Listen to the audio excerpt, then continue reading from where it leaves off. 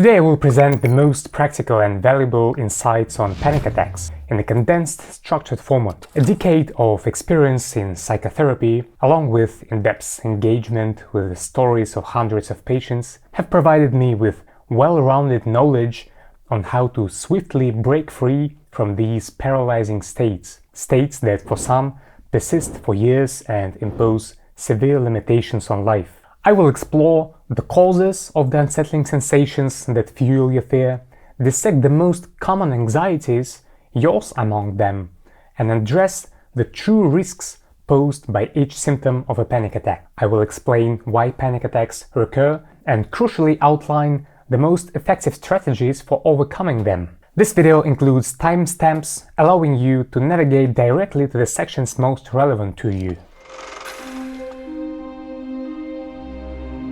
Let's start with a definition of what panic disorder is. According to the ICD, it includes three key components. First, intense surges of discomfort that peak within an average of 20 minutes, affecting multiple physiological systems: cardiovascular, respiratory, thermoregulatory, gastrointestinal, vestibular, and perceptual systems. Second, overwhelming fear that accompanies these sensations. And third, a persistent and distressing anticipation of a repetition of these phenomena.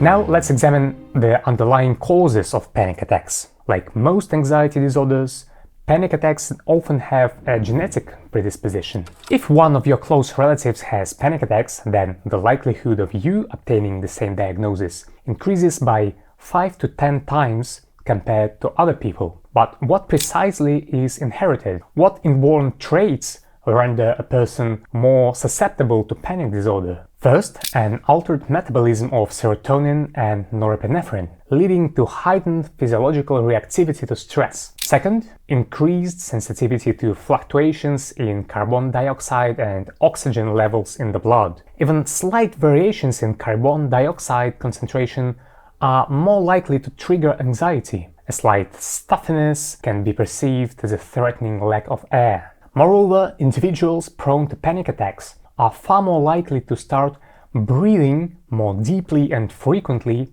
in response to such changes in the gas composition of the surrounding air and blood. Frequent and deep breathing, called hyperventilation, causes a significant portion of unpleasant sensations in panic attack. I will delve into this further in the section on bodily sensations. Panic attacks are also more common in individuals with heightened bodily awareness, particularly regarding physiological responses to exertion, such as palpitations, breathlessness, or muscle fatigue. An acute sensitivity to bodily sensations can lead to hyper-awareness of even minor, unexpected physical changes, which in turn exacerbates anxiety. Studies have even demonstrated that individuals capable of counting their own pulse without touching their body, wrist, chest, or neck, are significantly more likely to develop panic disorder. This hypersensitivity results in an excessive preoccupation with internal sensations. Thus far, we have considered the physiological underpinnings of anxiety. Now,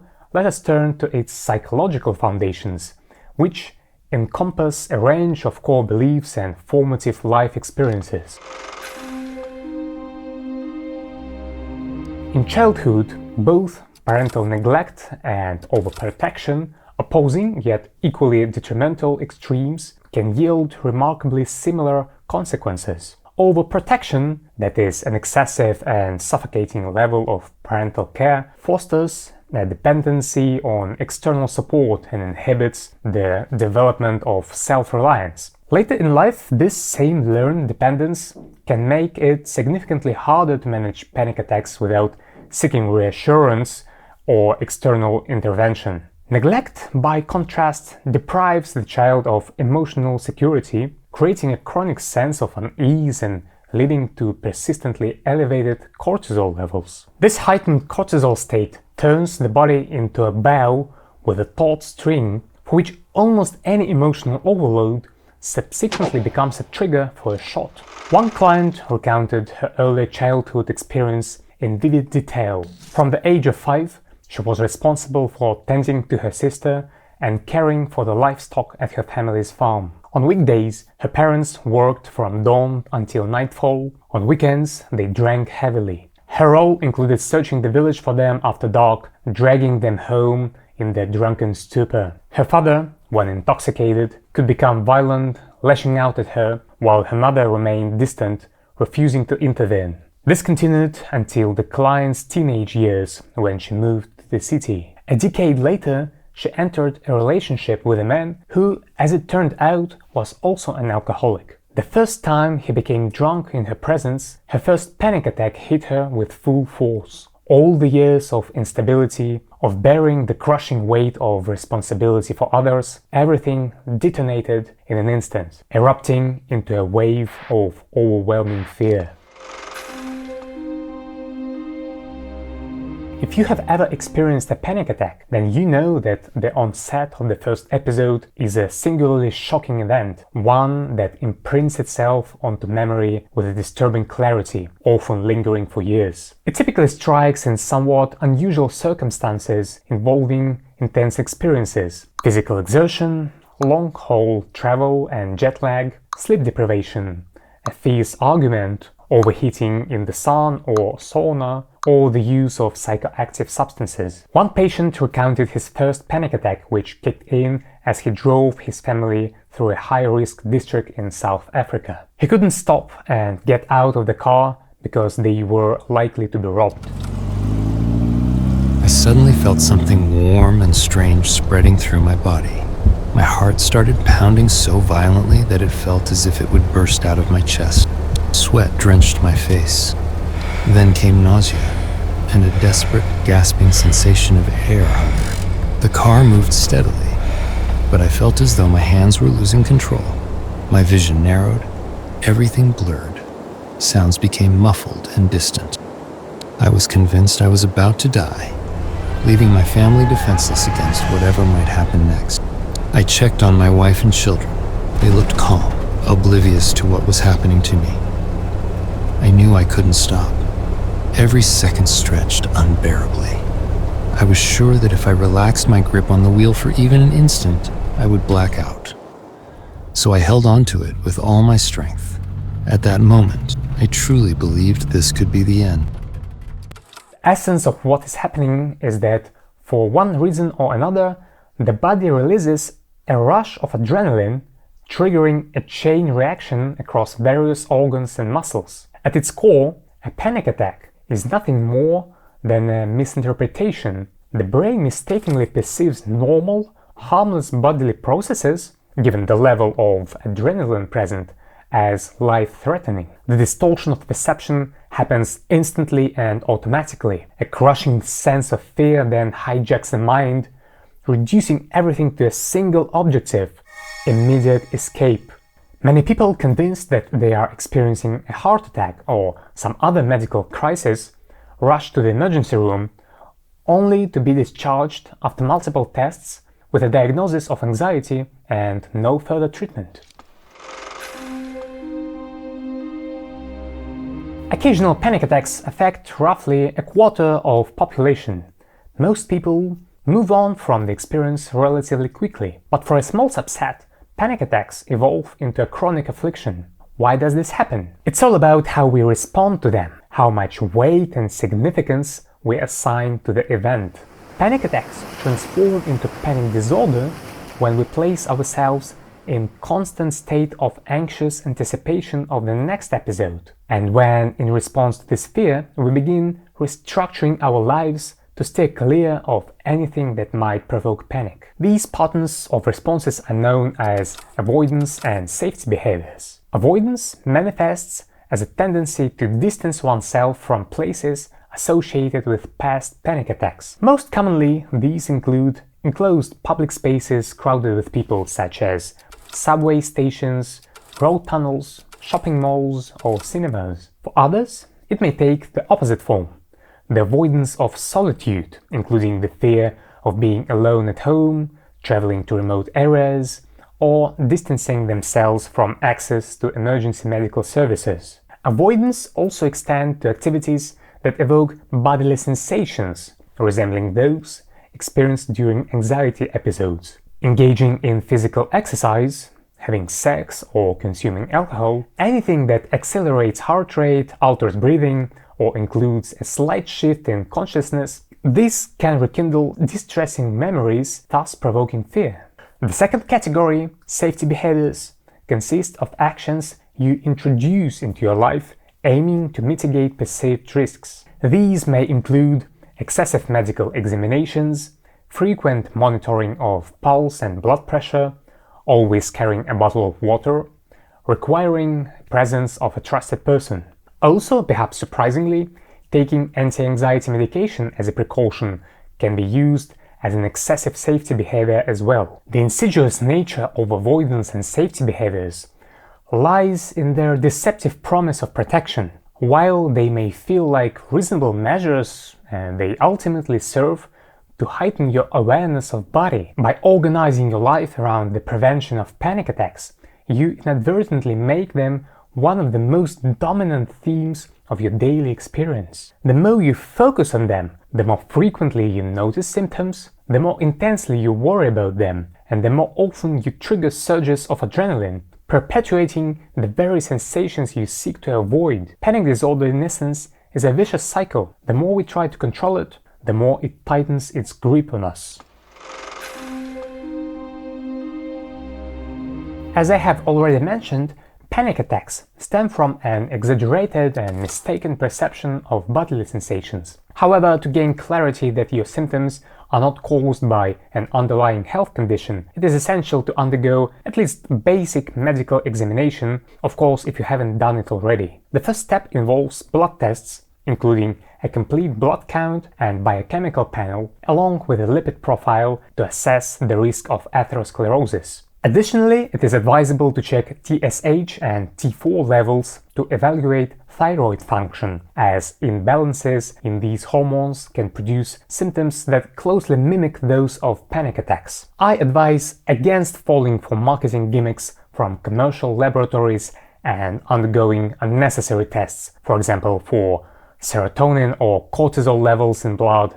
These are neither clinically useful nor informative. The next step involves an ECG and cardiac ultrasound. Finally, a consultation with a general practitioner or a cardiologist. It is preferable to visit the cardiologist with your test results already in hand. Additionally, for a more accurate assessment, you should measure and record your resting blood pressure daily at the same time for at least a week. It is the resting blood pressure that provides a true reflection of cardiovascular health. Measuring it during a panic attack is unnecessary, as it will naturally be elevated due to adrenaline release, and these readings offer little meaningful information. In fact, excessive use of a blood pressure monitor can itself become problematic, something we will discuss later. Based on these examinations, your doctor will determine whether there is any real cause for concern. If you fall within the typical range for the onset of panic attacks, around 30 years old, it is highly likely that no serious medical condition will be found. However, if your doctor identifies a diagnosis such as hypertension,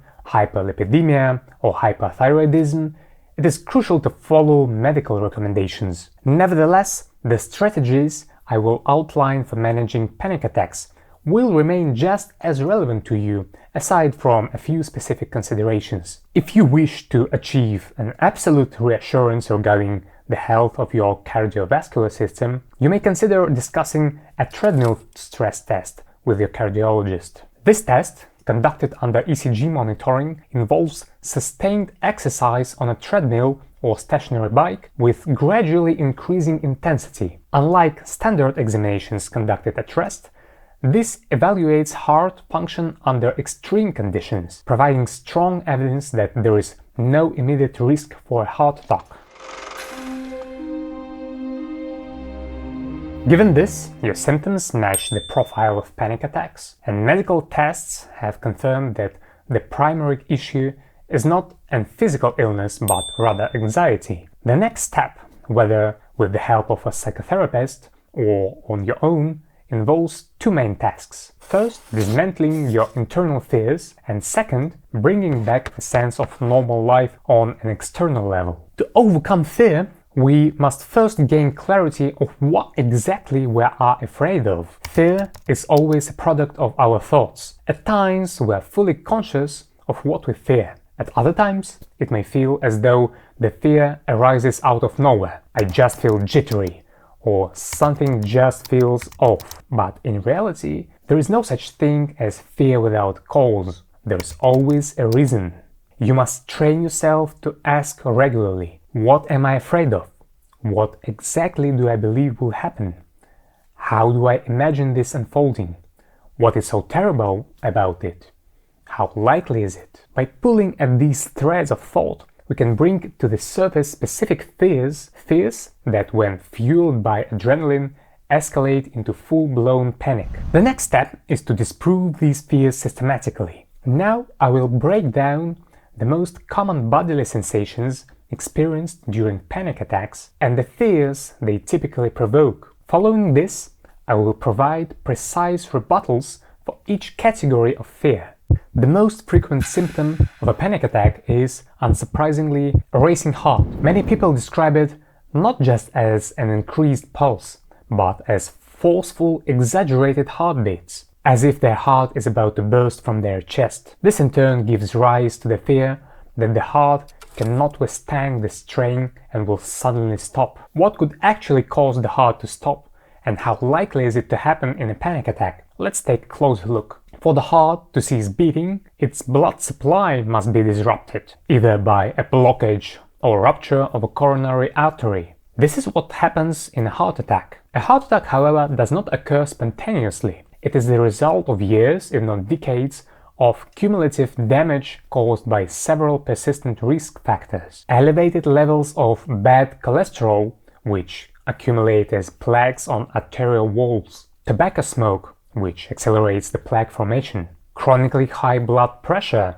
which reduces arterial elasticity. Note that only long-term hypertension poses a risk.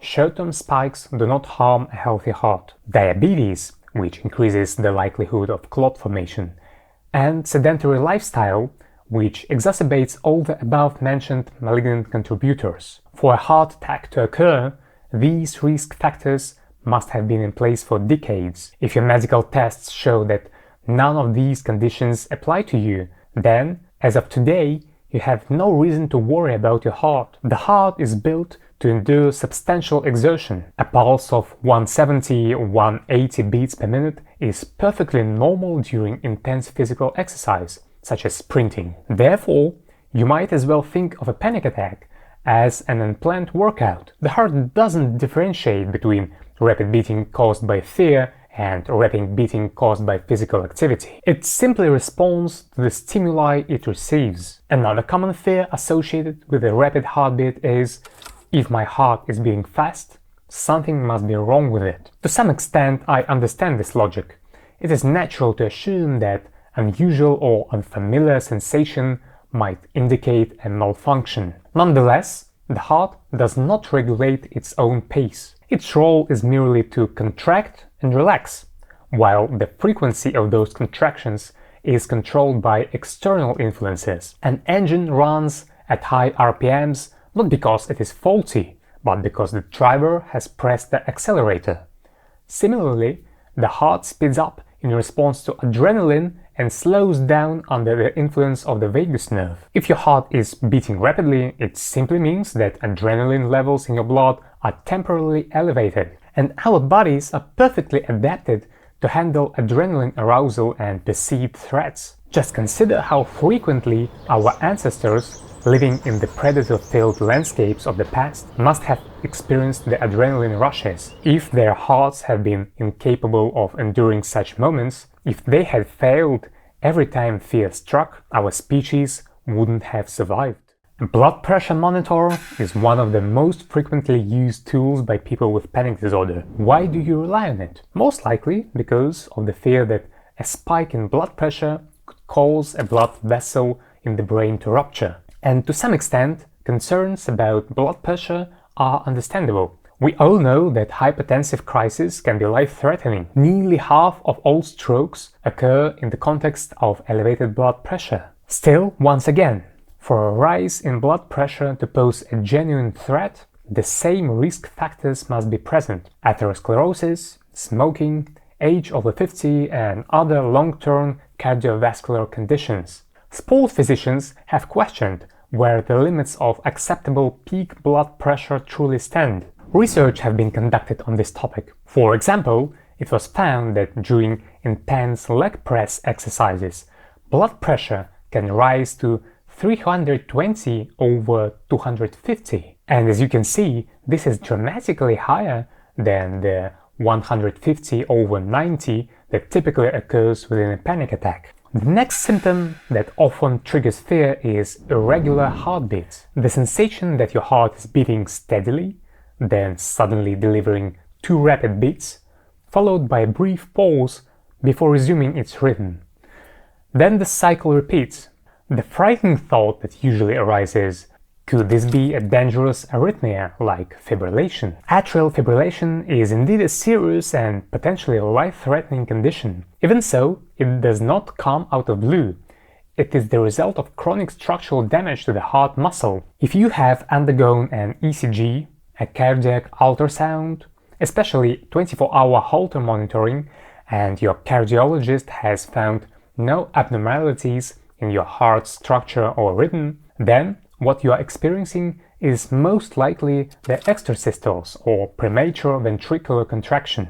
PVC is a benign, that means harmless, arrhythmia that consists of 1 or 2 premature heartbeats followed by a brief compensatory pause. A healthy person can experience up to 1000 PVCs per day. Dividing this across 24 hours, that equates to 40 PVCs per hour, meaning that they can occur nearly once per minute. At rest, we do not focus on our heart's activity, so these small irregularities typically go unnoticed. But at the peak of panic, hyper-awareness of bodily sensations places the heart in the spotlight, making any deviation from a perfect rhythm feel alarming. A mind clouded by adrenaline misinterprets these harmless irregularities as serious threat. Another symptom, often mistaken for a severe medical issue, is chest pain. Naturally, this is an alarming sensation for anyone, and the immediate assumption is almost always a heart attack. After all, what else could it be? Yet, if you have experienced chest pain during a panic attack, chances are you have already had an ECG and treadmill stress test more times than you can count, each time being reassured that your heart is perfectly fine. So let's explore alternative explanations for this pain. Several different organs and mechanisms can produce chest discomfort. Under extreme stress, the esophagus might clench, creating the sensation of a tight, constricting lump between the throat and stomach. Panic often leads to rapid, exaggerated breathing with gasping attempts to get more air. In the process, excess air can accidentally be swallowed, causing the stomach to extend and produce a painful bloating sensation. Deep, intense breathing excessively expands the chest, overstretching the intercostal muscles, the muscles between ribs. This can cause microtrauma and inflammation, leading to pain that closely mimics cardiac pain. An additional consequence of deep breathing is dizziness and dimming of vision. This in turn triggers the thought, "I'm going to faint." When fear reaches its height, you may feel as if you are on the verge of losing consciousness, because oxygen oversaturation does indeed produce a range of sensations resembling a pre-fainting state. Tunnel vision, flickering spots in front of your eyes, and numbing or tingling sensations throughout the body, and a strange vibrating feeling inside. But let's examine this from a physiological perspective. Are you actually at risk of fainting? For consciousness to function properly, the brain must receive continuous supply of oxygen and glucose. The cardiovascular system, put simply, is a closed reservoir in which the elastic walls of blood vessels and surrounding skeletal muscles exert pressure to regulate blood flow. Under normal conditions, when muscle tone is efficient, this pressure ensures that an adequate supply of blood reaches the upper part of the reservoir, the brain. A fainting episode occurs when the brain temporarily receives an insufficient supply of oxygen or glucose. This can result from three possible conditions. Oxygen and glucose levels in the blood are sufficient, but a sharp decline in blood pressure occurs due to weak muscle tone and more blood flows to the lower part of the body, reducing its supply to the brain. Oxygen levels in the blood are too low despite the normal blood pressure, or glucose levels are insufficient to sustain brain function. None of these conditions occur during a panic attack. Let's analyze them step by step. First, in a state of panic, adrenaline dominates the body. How does it affect blood pressure? That's right, you've seen the numbers on the blood pressure monitor. It raises it. Adrenaline constricts blood vessels and increases muscle tension, thereby preventing a drop in blood flow to the brain. Second, adrenaline forces you to breathe more deeply, and at the same time it dilates the bronchioles, the small airways in the lungs, thus flooding the bloodstream with excess oxygen. Third, adrenaline releases glucose into bloodstream and enhances the brain's ability to use it efficiently. In essence, panic puts your body into the exact opposite state of fainting. The sensations that feel like pre-fainting episode are misinterpretation. Your body is not shutting down. It is entering a heightened state of readiness. Now, let's assume you actually did faint in the past. This can happen under entirely different conditions. For example, if your blood sugar was low, you were in a stuffy, poorly ventilated space, and your muscle tone was weak. You may have woken up early, felt drained from lack of sleep, skipped breakfast, and then crammed yourself in a crowded subway car. Under such conditions, a true fainting episode could occur within seconds. Most likely, in that moment, you did not even have time to feel fear. Adrenaline had not yet kicked in, meaning it wasn't a panic attack at all. Yet many people develop an ongoing phobia after fainting just once. The thought arises: the first time I was lucky, but what if next time I don't regain consciousness and die?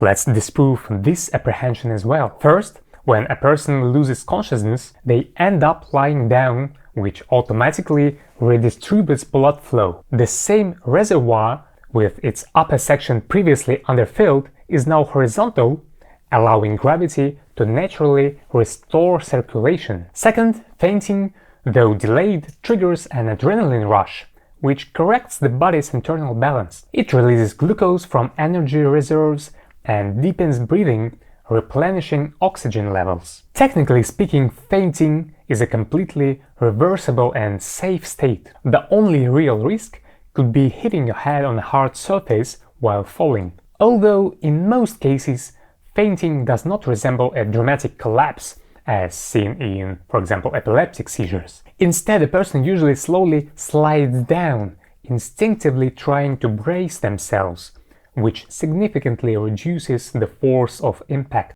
Another common source of distress is the fear that an altered state of consciousness, known as derealization, is a sign of impending madness or epilepsy. The sensations are indeed unusual.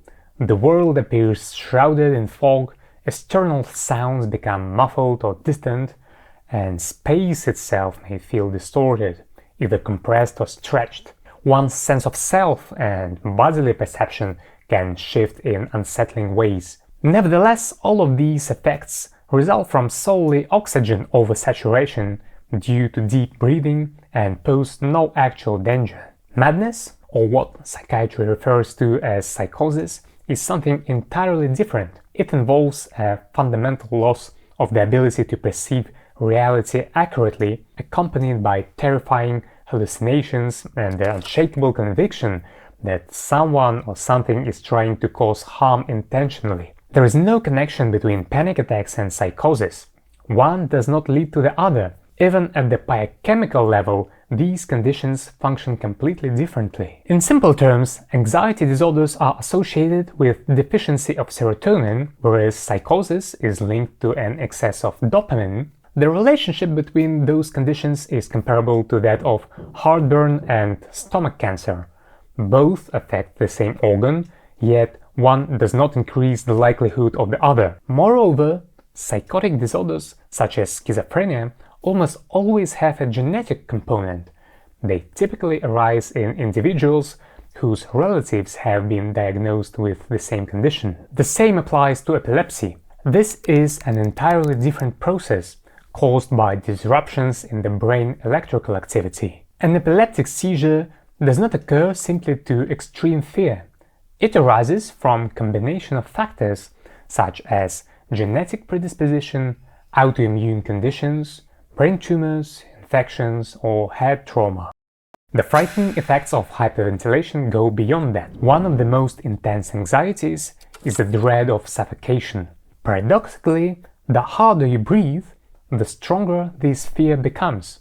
Let's examine why this happens. Again, it all begins with adrenaline. Preparing your body for fight or flight, adrenaline forces us to breathe more deeply to ensure that our muscles receive sufficient oxygen for strenuous physical effort. The assumption, based on evolutionary survival mechanisms, is that we are about to either flee or engage in combat. But since no real threat exists, there is no physical action to take. The muscles do not in fact require this surplus oxygen, so it simply accumulates in the bloodstream. At this point, the body, like any well-regulated biological system, seeks equilibrium. Within the brain, a respiratory center constantly monitors the gas composition of blood and adjusts breathing accordingly.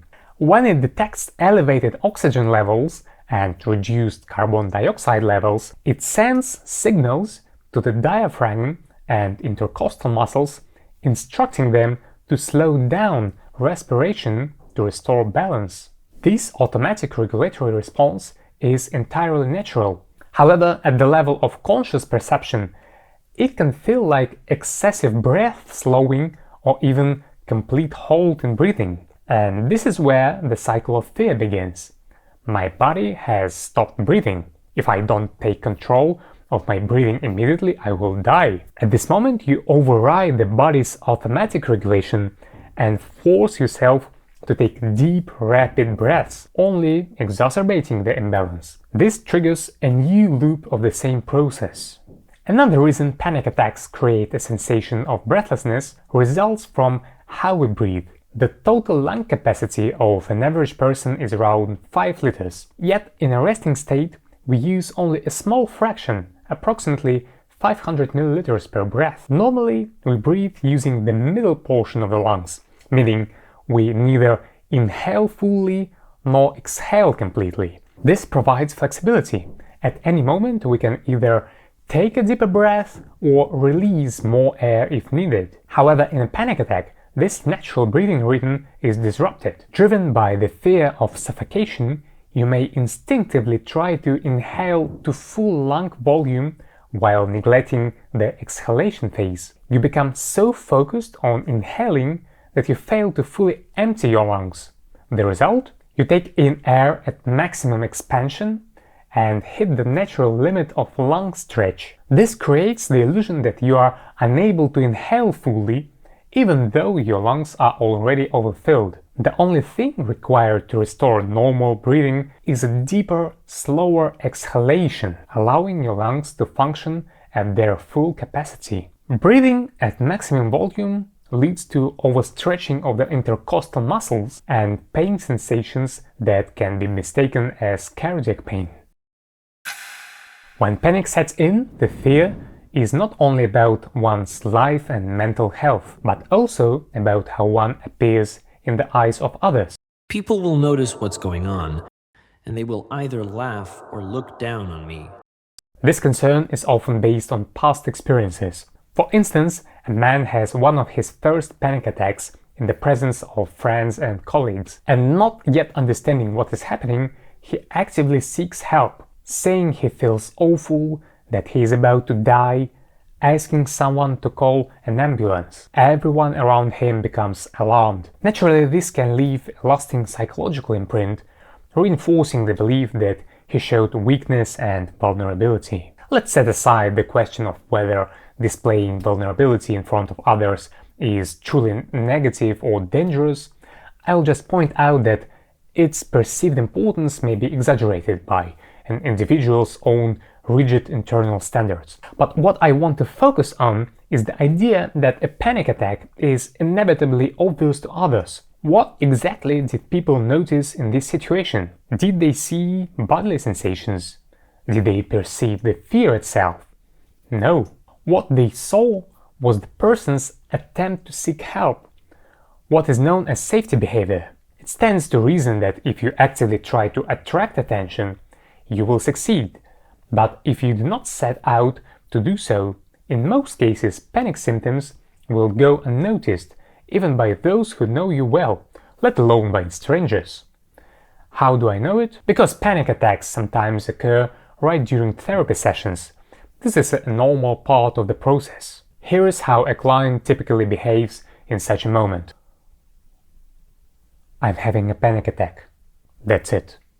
There is no way to detect it from the outside. The storm you are experiencing rages inside you and remains invisible to others. As you can see, all bodily sensations in a panic attack are driven by just two factors: adrenaline and hyperventilation. Now, here is a practical exercise for you. Write down your fears on paper or in your notes app. Most of them will likely be variations of the thoughts I have discussed in this video. For each fear, write down clear and concise counter-arguments based on what you've learned here. Go through this list several times, try to retain the key points. Then comes the more difficult but incredibly valuable task. During your next panic attack, turn to this list, compare it with what you are experiencing at the moment, identify your specific fear, and read the counter-arguments to yourself multiple times. At this point, fear will try to narrow your attention to a single objective: survival. It will push you to run outside, to rush home, or to get in your car, open a window, drink water, or call an ambulance. But no, if you take this route, nothing gonna change. Instead, you need to take the initiative and deliberately shift your focus away from fleeing to identifying and questioning your thoughts. Your cognitions will jump around, trying to slip away from you. They will keep shifting content, but you need to stay persistent in recognizing and dismantling them. Once again, your task is to keep asking yourself, what am I afraid of? What exactly is going to happen? How will it unfold? What reason do I have to believe that this is inevitable? The next step is to disprove these thoughts with logical counter-arguments. Panic is the domain of adrenaline and the amygdala, the lizard brain, which is wired for instinctive survival reactions. Your goal is to engage your prefrontal cortex, the rational, analytical part of your brain. Initially, this will be challenging, but thousands of people have successfully done it, and over time you will as well. Now that we've thoroughly examined the mind games, let's shift our focus to taking action on a physical level. Earlier in the video I mentioned that isolated panic attacks can develop into the anxiety disorder due to safety behaviors and avoidance. Naturally, these behaviors become the primary target for change. The process of abandoning safety behaviors and deliberately confronting feared situations is known as exposure. I have covered the core principles, methodology, philosophy, and rationale behind exposure therapy in previous videos. So here I'll focus specifically on practical recommendations for applying exposure in the context of panic disorder. You need to make a list of your safety behaviors. I've already mentioned some of the most common ones, and chances are you recognize a few of them in yourself. But the simplest way to identify them is to ask yourself, what have I started doing differently because of panic attacks?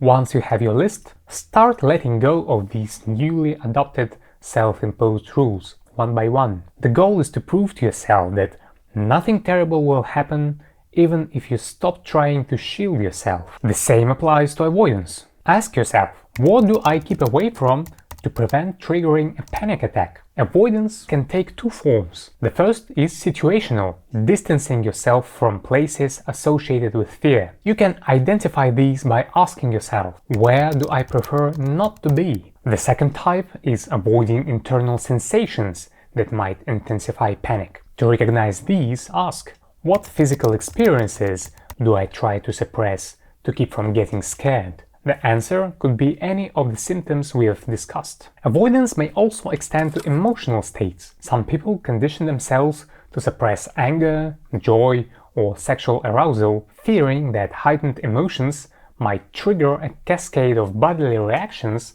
leading to panic. In addition to eliminating avoidance, we can go even further. To build true resilience, we must actively provoke encounters with both external and internal triggers. This is what exposure therapy is all about, deliberately doing what you least want to do.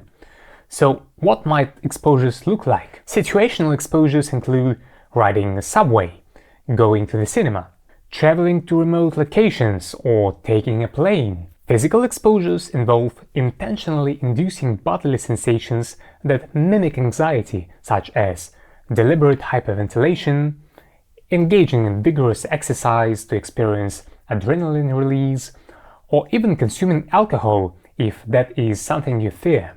For some, exposure might involve having sex, as it also triggers changes in heart rate, breathing, and body awareness. These are just examples.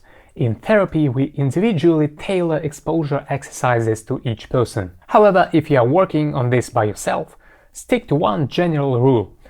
Gradually return to doing everything you could do before panic attacks began, and then go a little beyond that. To summarize, Step 1 is challenging anxious thoughts. Step 2 is engaging in exposure, eliminating avoidance and safety behaviors. But what is the final goal of all this? How long must you practice? What is the ultimate destination? After a few months of actively confronting fears, you can begin transitioning into a state of more detached, accepting observation. That is, stop fighting altogether. Here is how to look at it. Panic disorder thrives on fear. It exists only as long as you attach significance to these adrenaline surges in your body. Your goal is to train the brain to recognize these sensations as harmless. The most powerful and unshakable state you can achieve is one in which you allow your body to experience the full storm of adrenaline without reacting to it at all. Within a few months of working through your thoughts, you will already be able to quickly counter these internal fears. From that point on, the best thing you can do is completely relinquish control over your body. We work on challenging thoughts, but there is no need to do anything at all with your physical state. You need to learn to trust that your body will regulate itself. The human organism is a finely tuned system perfected over millions of years of evolution. Think of it as an aircraft equipped with the most advanced autopilot system. This autopilot can guide the plane, maintain altitude, and even land it safely. Your role is simply to input the destination and then sit back, hands off controls, and observe. The autopilot knows exactly how to handle turbulence. It automatically increases speed when hitting an air pocket and smoothly moves through it. In moments of turbulence or poor visibility, you may feel an urge to grab controls and manually steer the plane, jerking it in different directions, trying to gain altitude, then suddenly losing it, frantically sending distress signals to air traffic control. But in reality, the only thing you need to do is press the autopilot button and lean back in your seat. To conclude, I'd like to recommend a self-help book on panic attacks. If you are working through this disorder on your own, it can be a valuable source of support. The book is called Mastery of Your Anxiety and Panic. It provides an even more detailed breakdown of panic attack mechanisms, along with specific exercises for daily practice. This is a high-quality resource based on cognitive behavioral therapy principles, the best you'll find on bookstore shelves today. In the comments below, feel free to share any aspects of panic attacks that I may not have covered. If your experience differs from what I have described, let me know and I will do my best to answer your questions.